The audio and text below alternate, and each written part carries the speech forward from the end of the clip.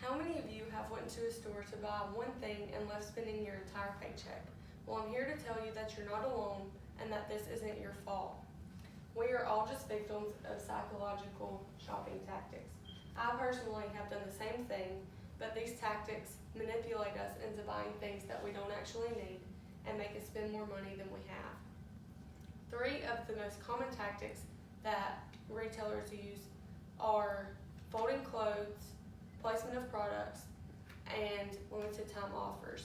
So first I'm going to start with placement of products. So I have my milk jug here to show one of the most common things that retailers do is place the necessities like milk at the back of stores to make us have to travel the entire store to get the things that we actually come in there for. They do this so that we have to look at things we don't actually need, and in turn we will buy things that we see and we want rather than what we actually need. Another thing that they do is place items like candy, sodas, and magazines near registers because they know that they can turn boring wait times into us spending more money. I actually have a quote from Business Insider that says, Costco moves its products around in order to keep you moving around, scanning the shelves, and ultimately buying more. So this is just saying that once shoppers actually memorize where the products are, retailers are going to move things around so that they have to look more, and looking more is going to make them look at more products and ultimately buy more products. Another tactic that they use are folded clothes. So whenever a customer sees a folded clothing item, they are curious, so they're going to pick it up, they're going to look at it, feel it, see what they think about it, as opposed to if it was hanging up, you could see what it looked like. So it's going to make the customer curious, and studies show that if a customer picks up an item and likes the feel of it, they're more likely to buy it than if they didn't feel it at all.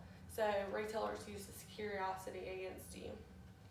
And finally, we have limited time offers that retailers use against you. So I have a few examples of this. The first one I have is a Bath & Body Works ad. It says, today only in stores and online, soft skin plus best gift ever, $3.95 lotions. Another example of this would be like if you went to AT&T or Verizon and there's a sign that said, buy one iPhone, get the other free, today only. Well, we may think that it's today only, but that doesn't necessarily mean that it is, because more than likely it's going to be more than a day. So they're using what psychologists call the scarcity principle against shoppers, and this is where they make things seem like they're not going to be there forever, so it makes people want to buy it more. An example of this was an experiment that was done where there were 200 customers, 2 jars of cookies. One jar had 10 cookies in it and the other one had 2. Most of us would think that the jar with 10 cookies would be more valuable because it's more quantity.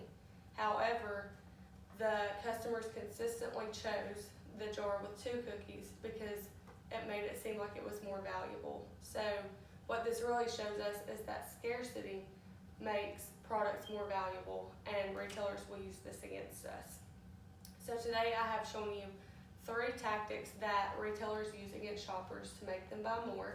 The first one was placement of products, the second one was folded clothing, and the third was impulse buys and limited time offers.